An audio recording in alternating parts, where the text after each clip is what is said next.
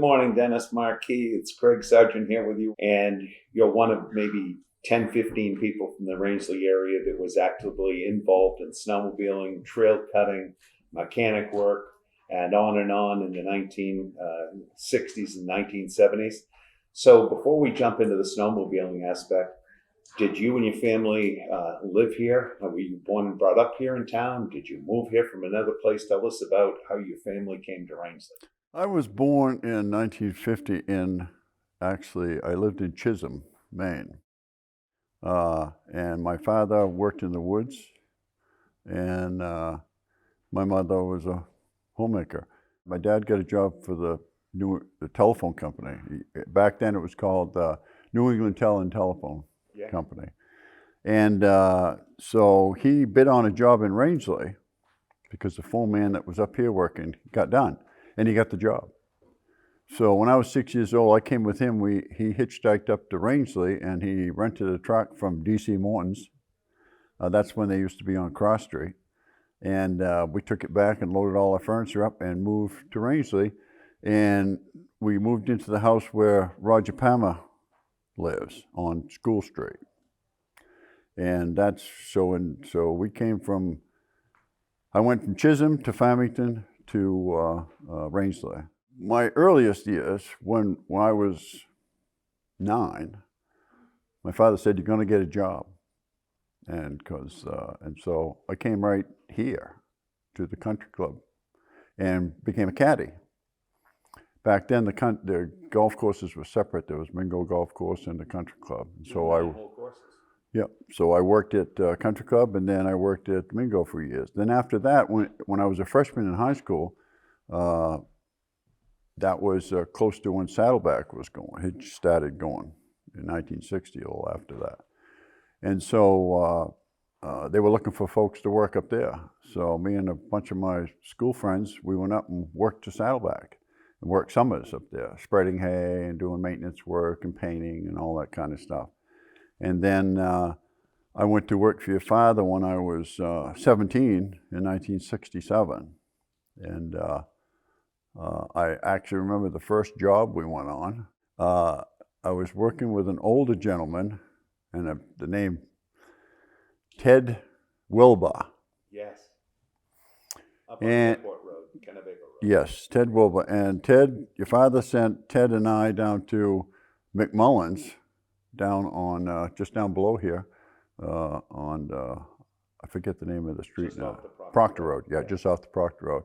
To rake leaves and do maintenance work and stuff like that. So that was my first job. And then I progressed on to that, learning carpentry work. I worked with Gordon Haley and Mike Lowell, and we did a lot of concrete work and building cabins and that kind of thing, doing stone work. Your father was a heck of a mason, and we did a lot of, we used to tend for him. He built stone fireplaces and stuff like that. And then in the later 60s, he started getting into the snowmobiles. He went out to Phillips and talked with Mac Dunham out there, which was a skidoo dealer. And before you know it, your father was a skidoo dealer. And they used to have races in the Ellis Farm Field. And I remember going up there as a kid, and you see all these old 65 and 64 skidoos up there running around the field racing, which was kind of interesting. So, and I got hooked on it, snowmobiling. At that time, Paul Ollis owned both sides of the brook. That's correct. What's called the Highlands and the Overlook now. Yeah, and that pretty much was all field. It's all grown up now, but a lot of it's grown up, but it was all field. What year do you recall that you started in on the snowmobiling end, the mechanic end, or the trail grooming, or those types of things? It was probably, I think it was 1968, the winter of 68, which we had unbelievable snow. We had a ton of snow everywhere. And your father was getting a few snowmobiles, and that's when we started working. But we started doing trail cutting, and it would just amaze me how much your father invested to the trails. I mean, we would be working, doing carpentry work or doing something, and he would send us out during the week to cut trails, and he would pay us. You know, we got paid our regular wages, and he wasn't getting that money from anybody else. There wasn't any established club or the state or anybody giving him money. He was doing all this on his own just to further the sport. So But we were only cutting trails 4 feet wide, if you remember. Yes. So Back narrow to that sometimes the drags, the old wooden drags that were being pulled by the alpines, would bump off one tree and then kind of slingshot across, and the drag would be growing. That was a whole evolution that your dad did. He built the first drags that I'd ever seen, and then he modified them. And as they evolved into from wooden drags with square corners to pipe drags that were round and that you could adjust for height. They had cranks on them so you could adjust the blade up and down. We were constantly welding or building or trying to make something better. And then when we started getting double tracks, then we started making bigger drags. But it did a lot of dragging. Malcolm Weber this morning was telling us about how they would almost weld a couple of those alpines together. Sometimes, were you ever part of Yes. little bracket they put together to connect the two? Yes, they were put in tandem. And we used that mainly to get us up and down Spotted Mountain, which was steep. So what we did was he built a small piece of pipe which you could hook. The back of the double tracks that your father had, he put trailer balls on them so that you could haul trailers, you could haul drags, you could haul whatever you wanted. And so we made a short bar so that you could put two double tracks in tandem and you could drag up those big hills. Yeah. Were you part of the team, along with Malcolm, that took Camp 2 out as a warming hut and built those? I was not, but I remember when they went out there, your father had a 67 green pickup truck. We used to call a billboard because it had Dutch Boy paint advertising all over it, and it was green, and I used to use it to plow driveways. And they towed that Camp 2 out there on a trailer with that pickup truck, that four-wheel drive pickup. Fantastic. Tell us a little bit about memories that you might have in the early years about cutting trails. We cut quite a bit of trail. I mean, you grab a chainsaw and you go, and you spent most of the time bent over, cutting trails, building bridges. Your father was good at building bridges. He wanted every time that we came near a water course, we obviously built a bridge over it. And he was very good at, as you know, very clear at explaining things to you, how he wanted things done.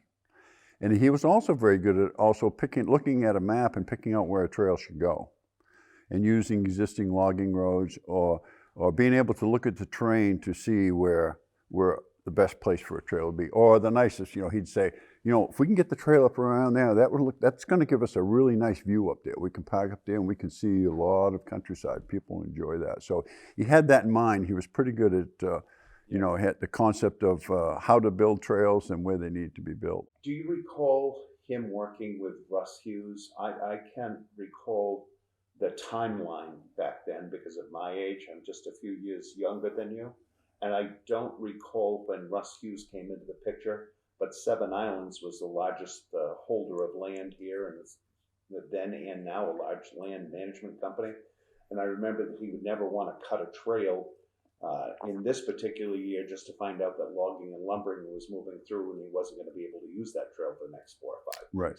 So that was always interesting that he was trying to plan out to cut the trail once and be able to use it for a few years. Were you involved in any particular trails besides Spotted Mountain? You must have gone to Black Cat Hollow, Cedar Swamp Inn. All the old names. About those? Flat Iron Finger, Frigid Flats, Bobcat Hollow, Cedar Swamp Inn. But you mentioned Seven Islands, and the story that reminds me of Seven Islands is that the Spotted Mountain story, because we had to get permission to cut a trail up on Spotted Mountain because that was Seven Islands land. And they would not allow any mechanized machinery above 2,000 feet elevation, and Spotted was a little bit higher than that. So we had to cut all that by hand. I mean, you couldn't take a bulldozer up to level the trail. So, but we ended up getting the trail up there, and the original idea was to build the trail all the way across Spotted Mountain and drop down on the end of Spotted Mountain right onto the Bud Russell Road. That was the original, at the end of Kennebago Lake. And so we started out that, but the problem was there were a couple spots that proved to be too steep. And in fact, one place, your father went through and had to let down the snowmobiles with ropes because it was so steep and you'd never get back up over it. But it was, we cut quite a ways across before we came to that bad spot. But it was a great place, Spotted Mountain, because we cut the top of it off.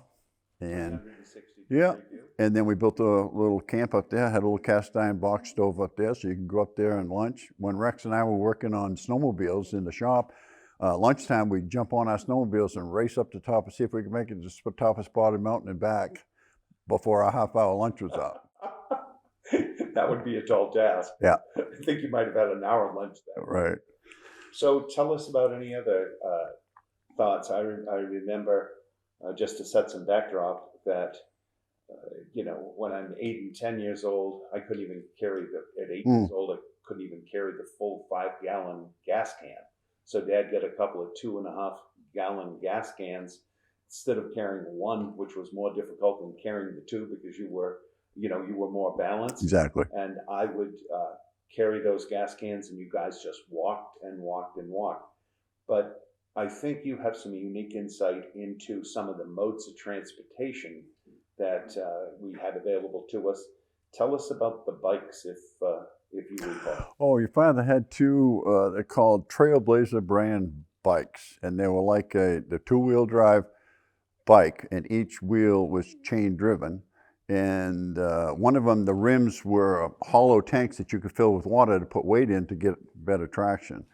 And you could gear them way down slow. You could just walk right along if you wanted to. We had a blue one and a yellow one. And the yellow one was standard transmission. The blue one was an automatic transmission. And we used to use those to go on the trail. Your father built little racks on them so that you could carry your chainsaw and your gas and oil and stuff in your lunch. And we used to use those to go out to Quimby Pond up to Spotted Mountain. And then your father had a coot. Yes.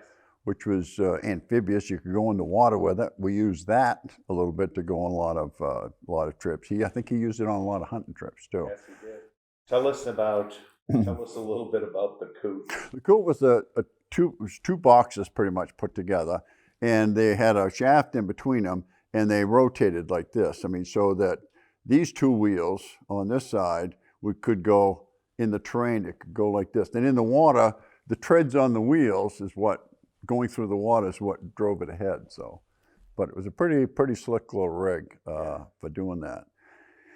And then we pretty much got in the pickup and wherever he said to go, and he was very, very explicit, and your father, about giving you directions about how something needed to be done or where you needed to go. He would sit there and he'd tell you something like, well, when you're up there, if you run out of gas, he says, if you go up to Spotted Mountain Trail, you go up there almost a mile, just before you head up to that top steep pitch. You know what I'm talking about? He always would ask you so that he knew that you understood what he was talking about. Yeah, oh yeah, yeah. You didn't want to say yeah and not try to fool him because there's no way of fooling me. So, well, you look up there, there's 3 big rocks up there. One of them's a little bit bigger than the rest. Go behind that rock, and under some bushes, you'll find a gas tank. And there's mixed gas in that. So if you need it for a chainsaw. Worst cases, if you need to put it in a snowmobile, you run out of gas, you can put it in that too. But he was very explicit about telling you stuff. Well, one day he told me, he says, go up to Spotted Mountain at the base of the trail where it goes to Cedar Swamp Inn, and then where it goes back the other way.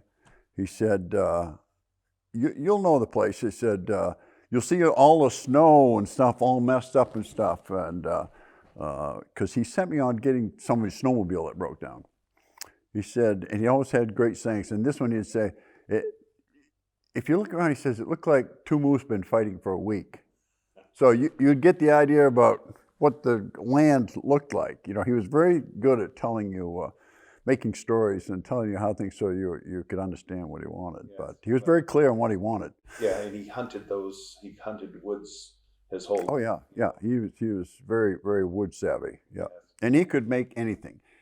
He could go out in the woods with a knife, and before you know it, you've got a fire, you've got a place to hang a pot, you've got a place to sit down, you've got a place to lay down, you've got a tent if you want, and he just could make all kinds of stuff. He was just very clever about putting stuff together. Somebody would start to sit in the snow, and he would say, no. Yeah, right. Have you get cold out here. He'd cut down a big cedar tree and 2 or 3 feet high, and all these people would be sitting around these different parts of the Cedar. Yeah. You have been involved in some of the funniest things that has ever happened in snowmobiling in Rangley. So we don't have to go chronologically here. Why don't you tell us about Jim Spunt and his machine and your mechanic work, and then later your carpentry work? I figured we'd get to the Jim Spunt story. In 1972, so it'd be 1973. In 1973, your father got a deal on 1972 Skidoo snowmobiles, 640 TNTs, because they were leftovers. They didn't. It was a bad year, and they didn't sell them. So they were selling for, I think it was $640. So everybody in town buy these things, and they came with 2 carburetors, dual carbs on them, and we had to refit them to 1 carburetor because the dual carbs didn't work very good. So anyway, a lot of people bought these, and his friend Jimmy Spunt, which was an upholsterer by trade from Massachusetts, bought one and fixed it all up nice. Put this huge bumper on the front and customized it all. Well, Jimmy was left-handed, so he insisted that we change the throttle and the brake, because the throttle was always on the left and the brake was on the right. He wanted to change that so the brake was on the left and the throttle was on the right, which is okay. So we did that. We modified that. Well, one weekend he's out and he rolls it over out on the lake, breaks the windshield off, and does a little damage to the hood. So he brings it in to get it worked on.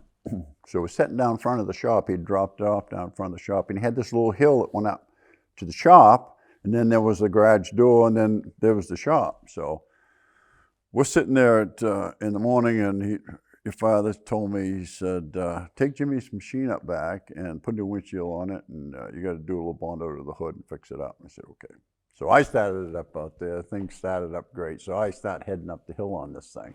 Now understand, this is a 40 horsepower. This is a big snowmobile. So I'm heading up towards the shop, and the shop door is closed, and I'm going a little too fast, so I go to let up on it, and actually my mind is thinking, squeeze the brake, squeeze the brake, squeeze the brake. Well, I squeezed the brake when I was about 10 feet away from the building, and of course the throttle was wide open then, okay, because they had been switched. Yeah. So I went right through into the garage door, up as far as where the windshield was on the machine, and it stopped right there. I was able to get it stopped. And this could be the nicest snowmobile in Rangley at the time. Oh yeah, it was perfect. It was a great snowmobile. And it really didn't damage the snowmobile because he had this giant bumper on. But the 2 bottom sections of the door were wiped out. And so here I am looking at that, and so I make the fateful trip down the hill to tell your father, because I knew that was going to be a bad one. So I told him what he did. So he didn't say a word. He just walked and followed me up to the shop and just stood there and walked around it, all sides, and looked at it. He said, it's a good thing it didn't have teeth. It would eat my whole garage. And so we got it out of there. We got it fixed. Had already been broken. The windshield had already been broken before, so. And then Gordon, which was just here, Gordon, Haley, and I, once your father ordered replacement parts for the door, we stayed after work one day and replaced the garage door. But there was always things like that happen. You remember a few things like people running into vehicles or running over snowmobiles, or. Yes, you were bringing me into the conversation, but Dad got one of a handful of those 292 TNTs. I don't recall the year, but we had one of the few in the country. Whether there were 2 dozen for the whole country or whatever, it was a very specialized and at the time expensive and a beautiful little thing. And I took it out for a test drive, and I probably blamed it on a stuck throttle, but I think it was my speed. And just before I was going, and I was losing control of the vehicle, so I jumped off, and the machine went underneath the flatbed, the 16-foot flatbed, and sheared off the entire windshield, and the carburetor and the engine was destroyed. And so here's this brand new machine, and once again, you've got to wait for the old man to return to have a little story. What else do you remember? Well, there were a lot of little things that happened that were funny. We were going out to Camp 2 one day, and do you remember Delmar Voda? I do, the teacher. Right. Delmar Voda was, I believe, on the back of a sled, standing up on one of these sleds. And I'm not sure if Malcolm wasn't driving the sled. I'm not positive, but we came along, we came into this gravel pit. We had gone down, Ricky Spiller was there too. And we came down there and we parked, and watching him come with Delma riding on the sled. Well, when he went down over that bank like this, the bottom of the snowmobile came down that, and when it did, it flipped the sled. So little did Malcolm realize, but that sled was tipped right over, just like that, and they almost were touching heads. And then when Malcolm got down to the bottom, he gave it enough gas, so it just whipped the sled right back down again. And it was like a crash that was like, wow, that was close. Couldn't duplicate it again. You couldn't have duplicated it again. Yeah. Even upside down. And of course, Malcolm never had a clue what happened. Probably better that way. So, But then, you know, your father, Gordon was here before, and your father and Gordon and a few other fellows that went down to Upper Dam went through the ice. And so somebody asked how deep the water was. Another saying of your father's, which is very great, and you've heard it many times. How deep was the water down there? Well, it was deep enough so you could stand up and drink. I was there the night that we used to start at a place called something like Black Brandy Point or something like that. And Dad would always say, hey, it's open for about 20 or 30 feet. Don't worry, the ice is good and thick before it. There's just a channel it runs through. You just have to really ramp up your speed and never change your mind. Just trust that you're going to skim right across that 20 or 30 feet. You'll be fine on the other side. Well, it was Gordon's brother, Phil Haley, that had his son, a year younger than me, Kurt Haley, on the front. And Phil decided he didn't have enough speed with, you know, who knows, 20, 30 feet to go. He slammed on his brakes. His machine turned sideways. And I remember this well because I was behind them. And now remember, RW had said, never slow up. Right. Just, you have to keep momentum. So I kept my momentum, and I was a little bit behind them. And I saw at that last moment before that machine went in the water that Phil grabbed Kurt and threw him back onto the shore. And then people on both sides threw out ropes. They secured the end of the machine because it had that little hook on the back. And they got one of the skis done on the front, and they got that machine eventually out. But there were quite a few happenings going on that it was always some story to tell. There was always some excitement going on or something. Tell us about your involvement with some of the races in the area and the enduros and things of that nature.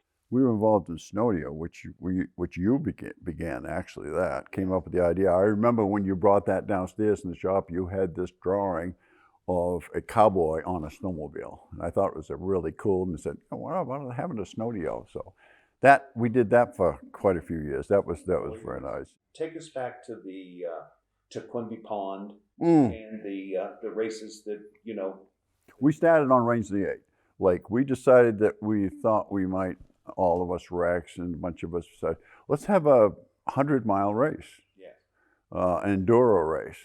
So we laid out a 20-mile track on Rangley Lake, 5 laps, and it was called the Lake Enduro, which is a 100-miler. And I think we ran that, was it a couple winters? 2, that's what I thought. And then we downsized it and moved to Quimby Pond and did some enduro races out to Quimby Pond. I don't think it was quite 100 miles. I think there may have been 50 milers. But it was a pretty interesting race, the 100-mile of 5 laps. Yeah. Because trying to get enough people to volunteer to make sure everybody stayed on the track where they were supposed to. That was 1982, 3, 4, and 5. That we put on the Snowdio, and it just got so big so quickly that financially I just needed to turn that over to the local snowmobile club because I was engaged in 85, being married in 86. It took off like, the Snowdio took off like a big event. It was just something to look forward to. And we had many weather problems with the snow. Either it was windy, it was 20 below zero, It was raining. You know, we had some challenges for We sure. especially had the challenges that first year Mm. because everybody was trying to back out and cancel. All of the big Yep. snowmobile dealers were trying to cancel. The only reason that we were able to hold on to that was Dick Ellis, who we made the co-sponsor, the Mhm. co-founder, if you will. I was the founder of the Snowdio, but we made Dick Ellis like the co-sponsor Mhm. because he sold Arctic Cat snowmobiles Right. at the time, and that was a big thing. And Dad had the Skidoo snowmobiles. So without those two dealerships saying they were still coming, Yamaha and Mhm. Polaris absolutely were correct in wanting to get out. Right. It snowed 4 inches 3 days before the event. Yep. Otherwise, it was just frozen tundra. Tell us a little. That's when we had the igloo built. Yes, tell The us a first little bit snowmobile. about some of the things that we had. I'm sure that you remember uh, uh, the Jordan hot air balloon. Yep. And Philbrick is going to talk in great detail about the igloo, but tell us a little bit about those things, and especially the wind and the tent and all of the. Oh, the Snowdio stuff. Yeah. Well, it was. People don't realize it was quite a project to put on. There were a lot of things going on. We had radar runs. We had all kinds of events going on. Had to do with snowmobiles.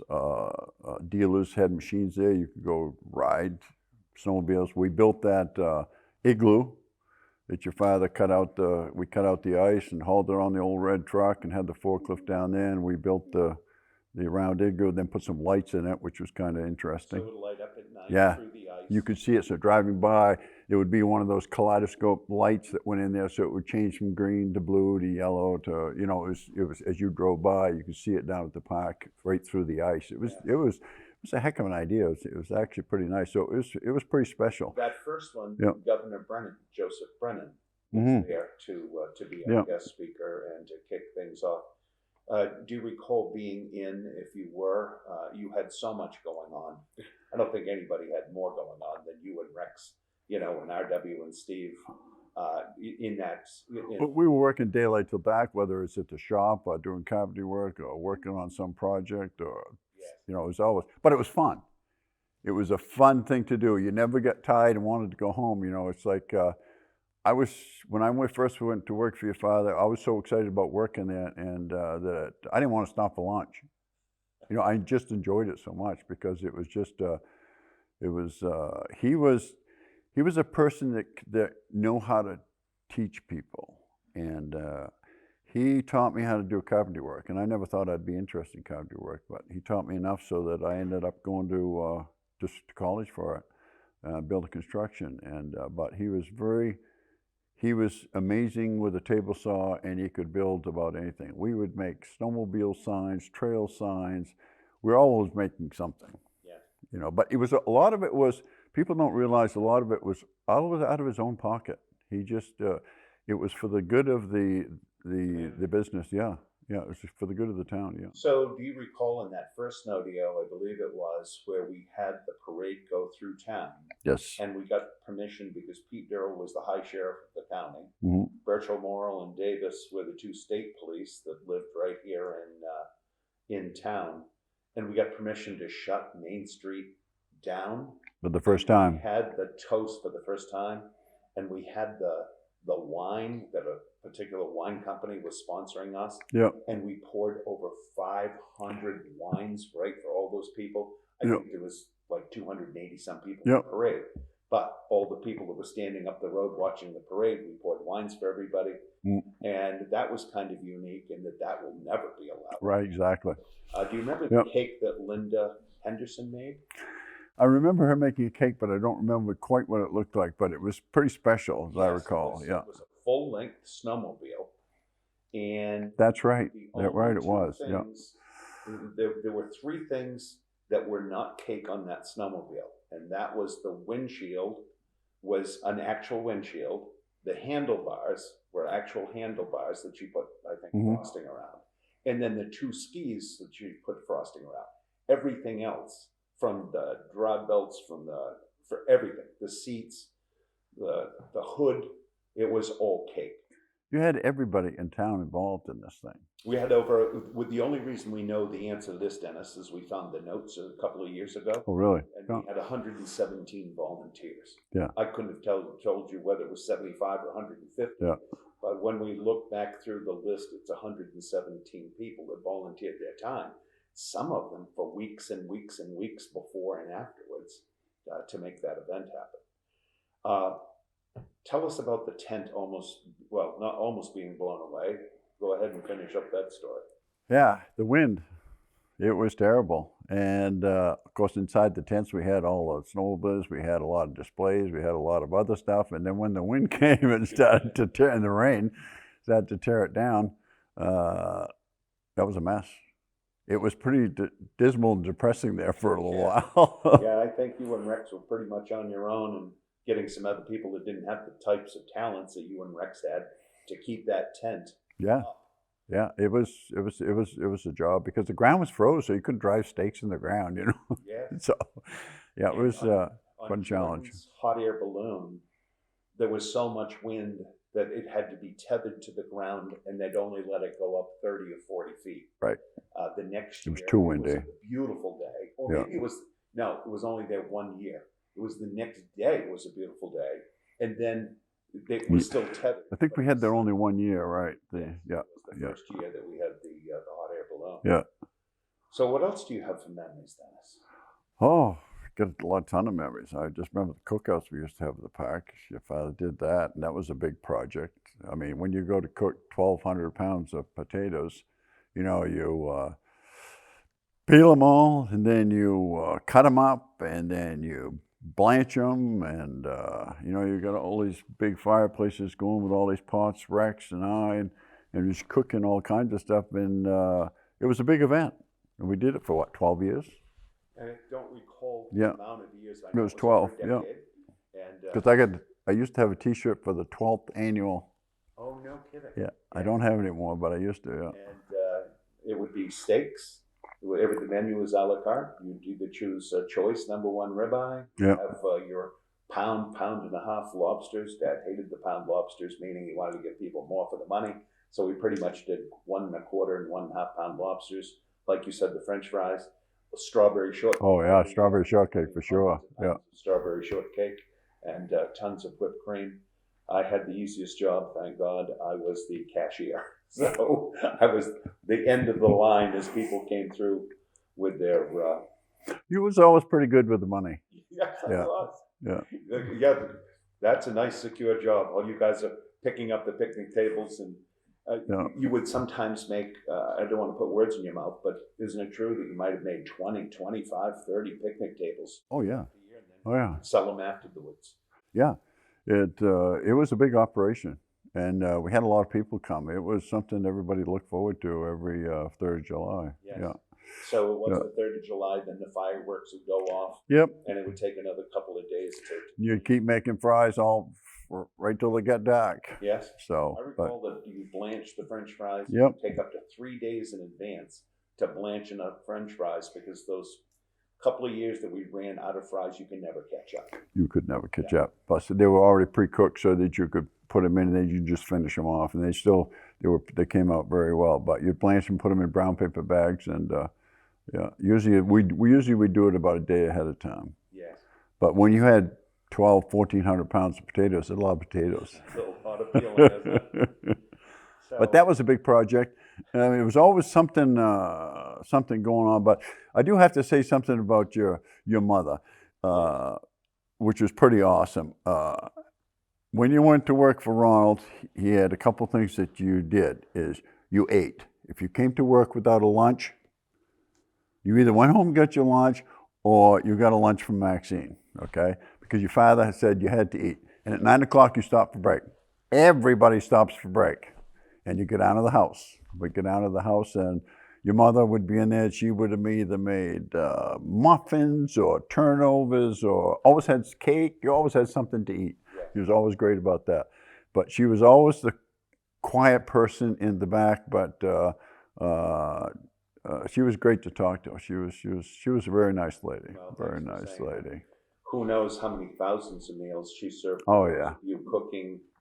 Those of you that were cutting trails and grooming trails, it was like every night at our table, whether there were 6 of us or 8 or 10 of us or 12 of us at that table. It was a big deal back then because the crew was like family. It wasn't that, the crew stayed up in the workshop. If you were up in the workshop, it was pretty much because of cards. I got to tell you a story that you probably don't know about. And it was, if you recall, there was a forest fire up at Reddington Mountain in around 1960. And so at the time, I would have been, it was 60 or 61, I think it was 60. I would have been 10. And so my dad and I, he had a Jeep, and we were ferrying a guy from the Lewiston Daily Sun who was taking pictures up at the fire. And so we were driving him around, and I remember that as a kid. So we get up the top of the mountain, the fire came over the trees. My father grabbed me, we ran, and you get out of there. But the thing I remember about is that down at where they had everybody was gathering, your father came in with a Jeep. You remember he used to have a green Jeep? Yes. And he backed up and he opened up the tailgate and flipped up the lid of the back Jeep, and it was just full of sandwiches. Now, I don't know if your mother was involved making all those sandwiches, but he had brought all those sandwiches and food and stuff for people working at the forest fire. I don't know if you ever heard that story. No, I did not. Yeah. But I remember him doing that, yeah. So did you ever work on the Saddleback Ski Lodge? No. Or you were the year I was after a year after that, yeah. So approximately 1968? When did your father build the Saddleback Ski Lodge? I almost think I started in the summer of 67. I think they were working on the lodge, but I wasn't doing that. I was working with Ted doing caretaking work. Your father caretaked a bunch of places. There was one night that we did that race to the top of Saddleback, where it was beyond frigid, beyond cold. It was a situation where it was dangerous just to be out there. And I think you'll remember these names, but there was Bob Whiting, a snowmobiler from that place up on Comey Pond, yeah. And Stan, whose last name we don't recall. Old guy who smoked a corncob pipe, but they got turned around when the wind started blowing. The race to the top didn't go all the way to the top of the mountain. I think top of the Gray Ghost. I think is that where it went? Yeah, top of it, which is actually the top of the old T-bar. Yes, and so they got turned around and actually went to the top of the mountain. The next morning when we woke up, Dad was telling everybody that, of course, there was no way they could survive. They would have had to just kept walking for 12 hours. Not much likelihood of that. And were you on that ride that went up to rescue and retrieve those bodies? No. So when they got up there, they had stumbled onto the warming shack at the very top of the mountain. Right. And they went inside, started a fire, burned it. The warming shack at the top of the chairlift? No, not that. It would be the forester's cabin at the top. Right. Yeah. Thank you. Yeah. Were you involved in the construction of anything such as the wire bridge in Aquasic, or? Yes, a little bit. Okay. Tell us about that. Well, I don't remember a lot about that, but getting the cables across and stuff and finding solid places to hook them to the trees and stuff like that. And then it was a narrow bridge to start with. I see. And then it got bigger as time went on because the groomer didn't used to go across the bridge. It went down across the Hatchery Bridge. And then there was a small bridge for the snowmobiles to go there. And then it got increased and made wider so the groomer could go across the bridge. But did they hook on with a piece of equipment like a skidder to tighten up the? I think we had your father's bulldozer down there. You remember the 350 that your father bought? That was a tractor that S.A. Collins used to own. And your father bought that from him. And we used that, fixed it up and used that for a lot of different projects. Yeah. Watch Rex Ellis do any of the races when he. Oh yeah. New England Snowmobile Association. We used to we went to a race down to Skowhegan, Rex down there, trying to keep. He bought a couple of these old Blizzards, free air Blizzards, a 650 and an 800, And so what he decided, thought it might be a good idea, was to take the cylinders off the 800 and put them on the 650. So trying to make the motor bigger, but stay in the 650 class, you see. Yeah. We tried all kinds of things. But it never really panned out because the equipment was kind of old. But I remember one night we were trying these things out. So we take them down on the trailer down to the Boy Scout Road. You know where the Boy Scout Road is? Okay. And of course this is at night, and this is the snowmobile. So there's nobody around during the week. And so Rex gets on that thing, and it screams.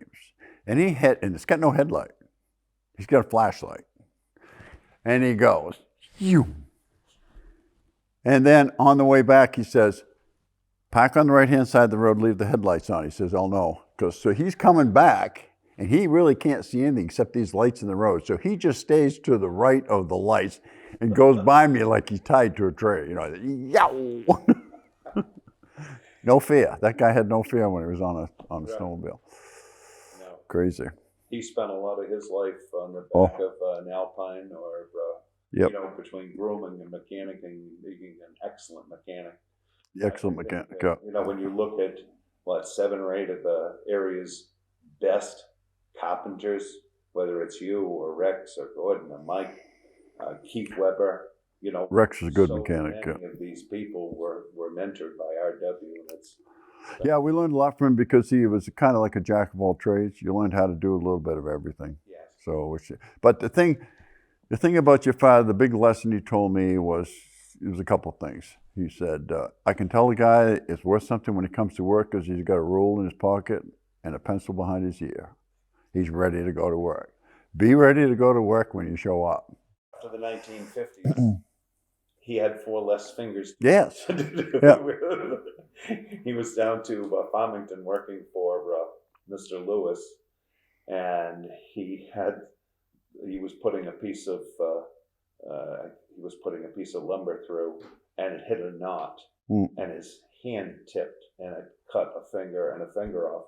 And then he made the mistake of reaching for the finger instinctively, the 2 fingers that had been cut off, and he lost. He lost another finger on his right hand.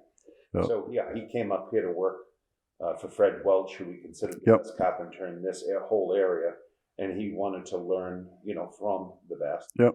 So that's how he moved from Madrid and Phillips up here in 1958.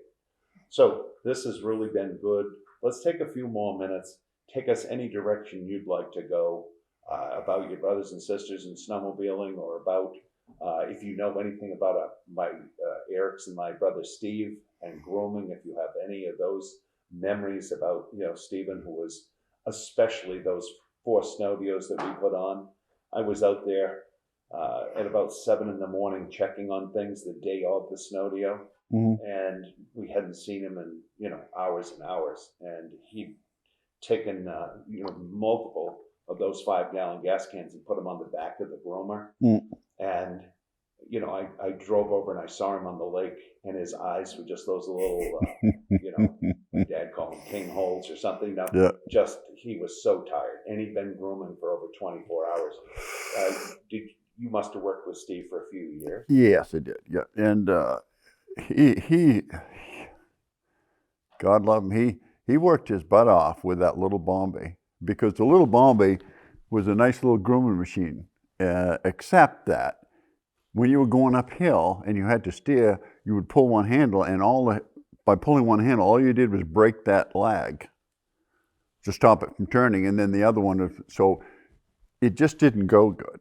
And you would have to back up and go ahead, back up and go ahead. And he did a good job grooming that, but he worked his butt off with doing that grooming and stuff like that. He jumped right into that when they bought the Bombay. He jumped right into that. Well, he was one of the youngest. He was 3 years younger than I, and I don't recall if I was 21, 22, so Stephen probably was a late teenager, is my guess. But see, that was the next step. The natural we went from single tracks hauling wooden drags to double tracks hauling metal drags, and then we got into the Bombay before we get into the bigger machines. But Bombay listed for $13,000 some dollars. We were able to buy it where they would have to bring it across because in Canada. Bombardier was in Valcourt, Quebec. Right. So they had to bring it down to the border crossing, and then we could do something with the currency to get a better rate. We ended up paying $9,900 and some for that Bombay. And I'd never been so certain that I was going to go bankrupt in my life. Right, yeah. Yeah. That was, and from there we progressed to one of the piston bullets. Right. And as you probably know, this snowmobile club now has 5 of these mega piston bullets. Exactly. So, but you know, there are still a bunch of those trails out there that they're still using.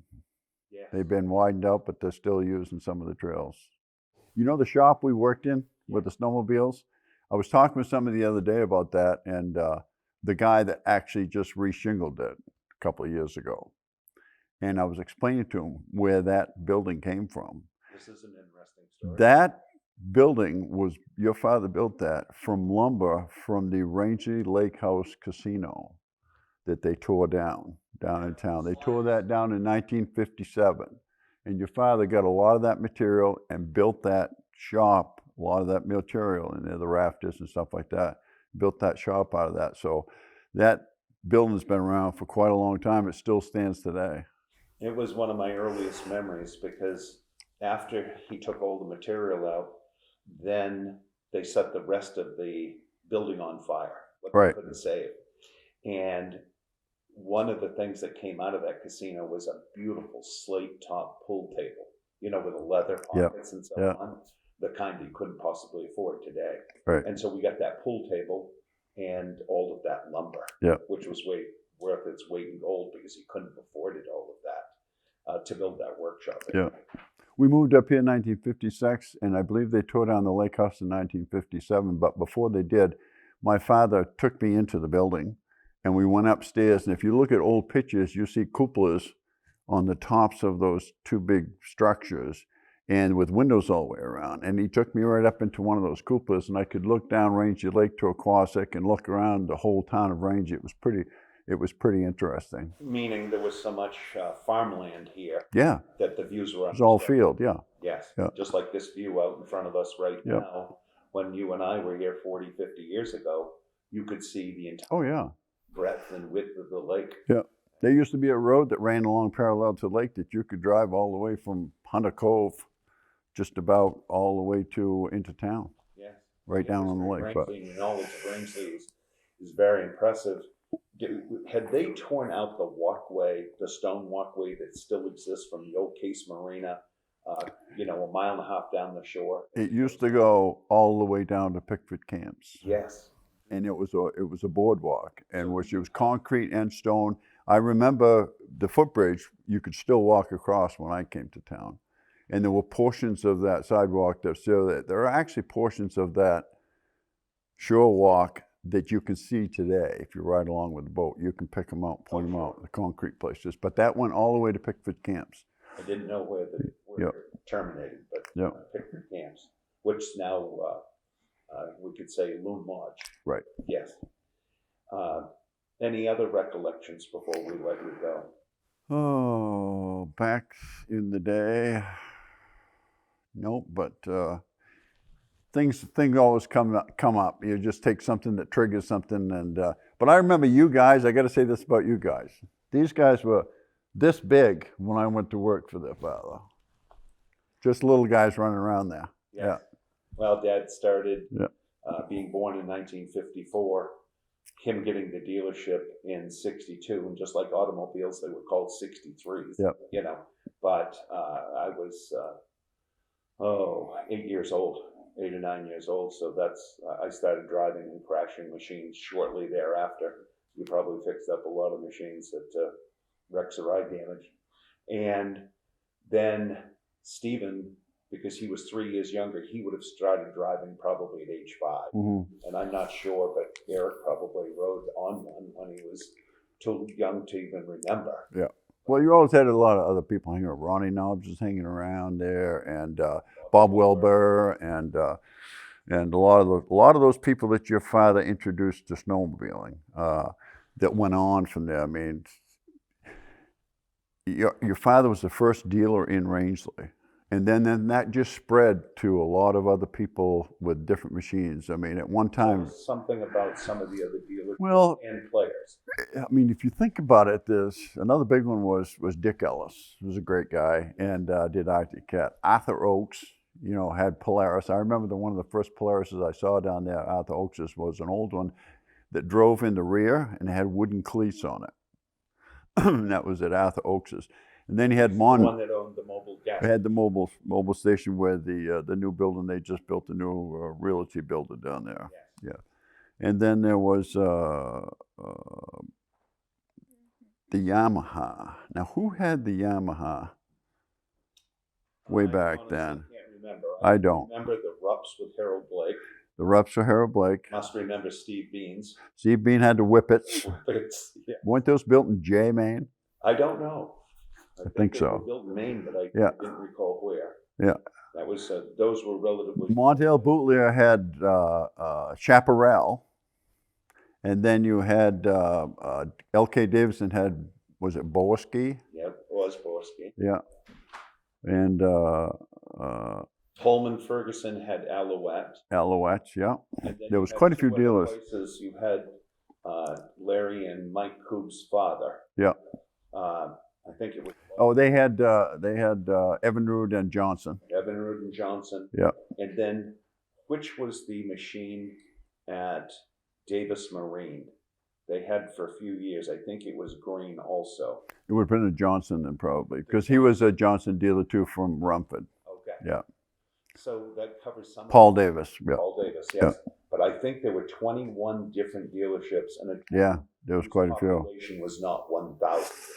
But that whole thing was started by your father, and that just kind of spread. And because he sold a lot of snowmobiles too, got a lot of people interested in it. These Horace Anderson and these guys that used to go trapping and all that. There was a lot of that. Lloyd Nile. Yep. Steve Davenport. Yep. There was a lot of that because there were people. It was a busy shop up there. I mean, we were busy all the time working on snowmobiles during the snowmobile season. Snow came, and that's long after the snow. Yep. Spring. Yeah, and we were always working. And then down at the store, they did a heck of a retail business with clothing and this and that. But he always put money back into it and always kept upgrading the trails and, you know, and having events like Snowdeo and stuff like that. Always promoting the sport in Rangley here. So. Yes.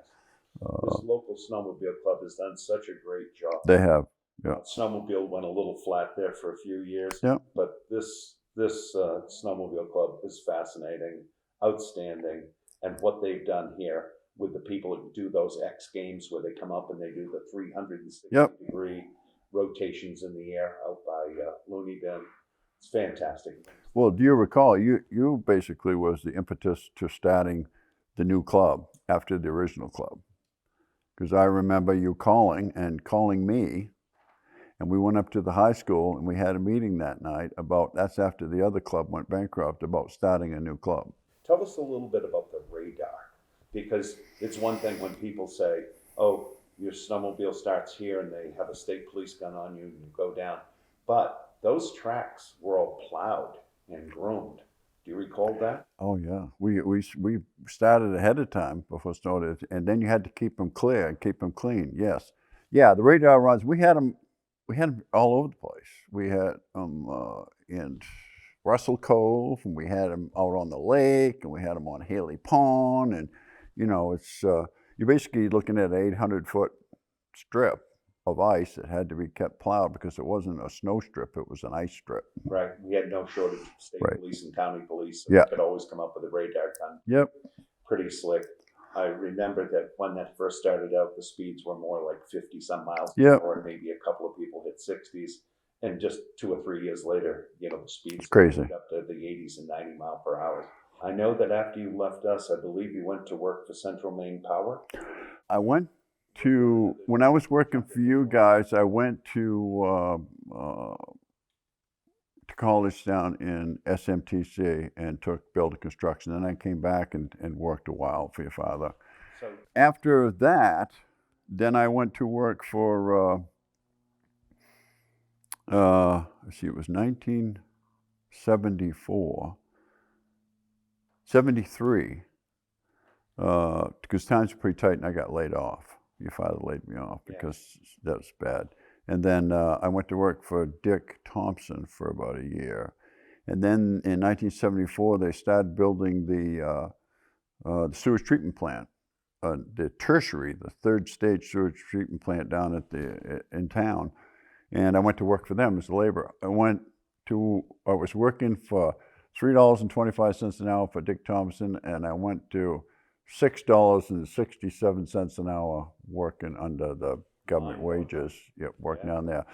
And then in 6 months' time, the superintendent that was running the job had to leave because the outfit I was working for, H.B. Fleming out of South Portland, I had other projects going on, and I got promoted to the superintendent of the job. So, but I, credit a lot of that to what I learned from your father.